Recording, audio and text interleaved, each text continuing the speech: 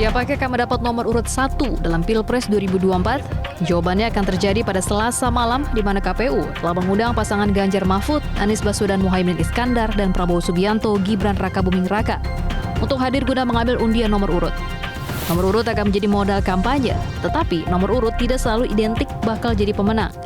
Karena tak selalu paslon dengan nomor urut 1 bisa menjadi pemenang Pilpres. Misalnya dalam Pilpres 2004, kala itu Pilpres diikuti 5 pasang calon, di mana dalam pengundian nomor urut 1 dipegang pasangan Wiranto Salahuddin Wahid, nomor urut 2 Megawati Soekarno Putri Hashim Muzadi, nomor urut 3 Amin Wisiswono, nomor urut 4 Susilo Bambang Yudhoyono Yusuf Kala, dan nomor urut 5 Hamzahas Agung Gumelar. Setelah 2 kali putaran, Pilpres dimenangkan pasangan SBY-JK. Kemudian pada Pilpres tahun 2009, pesertanya ada 3 pasang calon. Mereka adalah Megawati Soekarno Putri, Prabowo Subianto yang mendapat nomor urut 1. Lalu nomor urut 2 adalah Susilo Bambang Yudhoyono Budiono dan nomor urut 3 Yusuf Kala Wiranto. Dan pemenang Pilpres 2009 adalah pasangan SBY Budiono. Menariknya, pada Pilpres 2009 ini adalah meski ada 3 pasang calon, tapi SBY Budiono berhasil menang dalam 1 kali putaran Pilpres, yaitu dengan perolehan lebih dari 60% suara. Sementara itu pada 2 pemilu berikutnya yaitu 2014 dan 2019, Pilpres hanya diikuti 2 pasang calon. Pada tahun 2014, pasangan Prabowo Subianto Hatta Rajasa mendapat nomor urut 1 dan Joko Widodo Yusuf Kala mendapat nomor urut 2. Dan pemenangnya adalah Jokowi JK pada tahun 2014. Sedangkan pada tahun 2019, giliran Jokowi yang berpasangan dengan Kiai Haji Maruf Amin mendapat nomor urut 1 dan Prabowo Subianto Sandiaga Uno mendapat nomor urut 2. Dan baru pada tahun 2019, nomor urut 1 menjadi pemenang Pilpres. Tim Liputan Metro TV.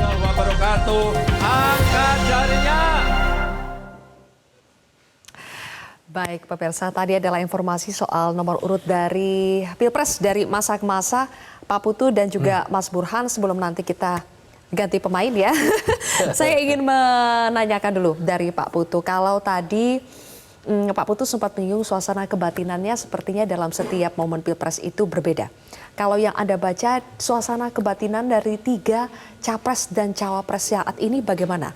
Terutama kita tahu ada mungkin rivalitas yang agak menghangat itu antara pasangan Prabowo Gibran dengan pasangan Ganjar Mahfud. Karena ada dinamika, ada drama-drama sebelumnya. Ya, jadi analisa drama Korea kalau kata Pak Jokowi ya. Ya, kalau dalam konteks pengundian nomor urut dan bertemu mereka di KPU, pengalaman saya kalau sekarang ini kayaknya sih tidak.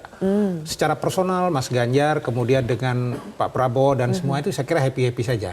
Tapi beda suasana kebatinannya ketika zaman saya di 2009. Kita masih ingat pada waktu itu bagaimana Ibu Mega dengan SBY lagi sedang betul-betul dalam tanda kutip ngomong pun enggak gitu ya. Jadi saya merasakan itu dari KPU waktu itu bagaimana target saya membuat mereka ibu dan bapak ini bersalaman gitu ya. Jadi suasana panas dingin itu terasa ketika proses pengundian nomor urut itu. 2009. Jadi 2009 terasa betul gestur sukses segala mendamaikan. Lumayan bisa mereka ada di situ. Kalau sekarang kan dinamikanya lebih pada eksternal. Betul. Tidak di antara berenam ini, tapi kepada antar kingmaker. Ya, antar kingmaker yang dinamikanya antara Ibu Mega dengan Pak Jokowi, saya kira itu. Nah, kalau dalam konteks kalau masih ada waktu, saya ingin cerita sedikit soal kerawanan.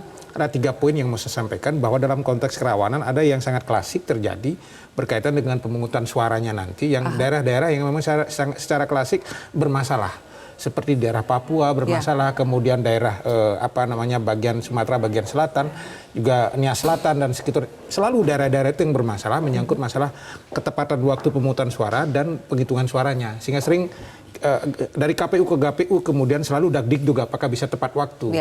Ini yang saya kira harus direspon.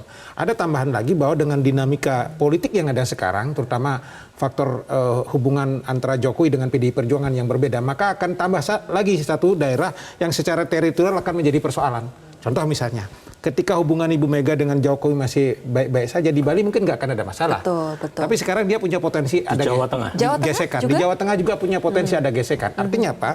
Dari aparat keamanan dari Bawaslu harus membuat satu mapping baru menyangkut potensi konflik di level grassroots yang bukan mustahil Pilpres ini akan membuat gesekan di level bawah selain ada dinamika. Satu lagi antar aparat. Ya itu dia. Kalau misalnya afiliasi politiknya beda-beda. Ini tetapi di sisi lain itu jadi semacam blessing in disguise juga. Kenapa? Karena kalau misalnya antar aparat punya tuan yang berbeda-beda, mereka saling mengontrol satu sama lain. Nah, asalkan satu saja, jangan pakai senjata dalam menyelesaikan masalah. Tetapi kalau misalnya saling kontrol, itu bagus. Ada check and balance ya, Mas? Ada checks and balance. Okay. Selain kalau misalnya aparat dikuasai oleh satu kubu, itu bahaya. Artinya apa? Pesan saya adalah Bawaslu sebagai pihak yang kemudian punya otoritas di bidang pengawasan ini betul-betul harus membuat satu mapping yang baru berkaitan dengan dinamika politik sesuai dinamika politik hari ini ya. Nah, sehingga tidak salah antisipasi terhadap kemungkinan yang terjadi di lapangan. Dan terakhir menurut saya krusial, perhatian kita terlalu banyak tersedot, terbetot ke Pilpres. Kita lupa bahwa 14 Februari 2024 itu juga hajatan berkaitan dengan pemilihan anggota DPR, DPRD, provinsi maupun kabupaten kota plus DPD. Jadi kalau misalnya publik terlalu menaruh fokus pada Pilpres, itu ada banyak malpraktek elektoral yang terjadi di Pileg dan itu lepas dari pengawasan bersama. Kerisauan saya yang terakhir, Mbak Zilvia, yang sampai hari ini belum bisa dijawab oleh KPU secara konkret, fenomena meninggalnya 809 orang penyelenggara pemilu oleh karena kemudian 5 surat suara dan model sistem penghitungan suara dan rekapitulasinya masih seperti sekarang ini. Sangat mungkin terjadi kalau tidak ada antisipasi khusus. Betul. Saya ingin mengatakan format 2019 dan 2024 dalam konteks pemungutan suara dan rekapitulasi suara masih sama.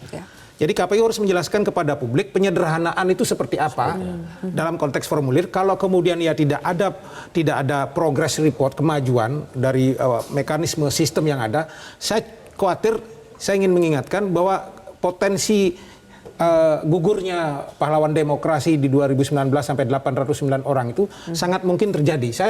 Kegelisahan saya sebetulnya di situ yang harus segera direspon oleh KPU dan dijelaskan kepada publik. Jangan lagi kemudian begitu terjadi baru kita menyesal. Sebagai bangsa. Kompleksitas persoalan akan sama. Harus cegah sebelum terlambat ya. Betul. Baik, terima kasih kalau begitu Pak Putu dan juga Mas Burhan sudah hadir menemani Breaking News Metro TV.